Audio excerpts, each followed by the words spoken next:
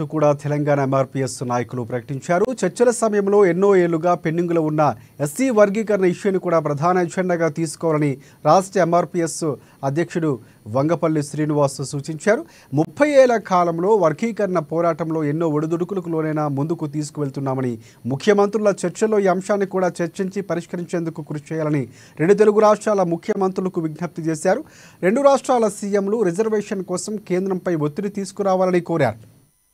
వర్గీకరణ చాలా సమస్యలను పరిష్కరించింది. రాష్ట్రంలో వృద్ధుల పింఛన్లు కావచ్చు, వితంతువుల పింఛన్లు కావచ్చు, రకరకాల ఉద్యమాలకు ఇది దిక్చూచిగా నిలిచిందనే విషయాన్ని ముఖ్యమంత్రులు గుర్తించాలని మేము కోరుతున్నాం. తెలంగాణ ఉద్యమం ఎంతైతే న్యాయమైందో ఎస్సీ వర్గీకరణ కూడా అంతే న్యాయమైందని మేము స్పష్టం చేస్తున్నాం. ఒక విధంగా చెప్పాలంటే ఎంఆర్పీఎస్ ఉద్యమం ఏర్పడిన ఉద్యమాన్ని చూసే తెలంగాణ ఉద్యమం ముందుకు పోయిందని కూడా ఈ సందర్భంగా మేము గుర్తు చేస్తున్నాం. అట్లాంటప్పుడు తెలంగాణ కోసం ఎట్లయితే అమరులు చనిపోయారో ఈ నెల 6న ఇరు రాష్ట్ర ముఖ్యమంత్రులు రాష్ట్ర సమస్యల పట్ల కూర్చొని చర్చించుకోవడాన్ని మేము స్వాగతిస్తున్నాం, హర్షిస్తున్నాం.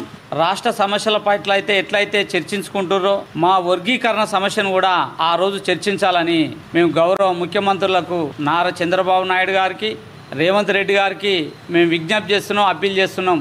30 ఏళ్ళ ఎస్సీ వర్గీకరణ ఉద్యమంలో ఎన్నో ఆట్లు పోట్లు ఎదుర్కొంది. ఈ వర్గీకరణ ఒక కులం కోసం ఏర్పడిన వర్గీకరణ, రిజర్వేషన్ కోసం ఏర్పడిన ఎస్సీ వర్గీకరణ చాలా సమస్యలను పరిష్కరించింది. రాష్ట్రంలో వృద్ధుల పింఛన్లు కావచ్చు, వితంతువుల పింఛన్లు కావచ్చు, రకరకాల ఉద్యమాలకు ఇది దిక్చూచిగా నిలిచిందనే విషయాన్ని ముఖ్యమంత్రులు గుర్తించాలని మేము కోరుతున్నాం. తెలంగాణ ఉద్యమం ఎంత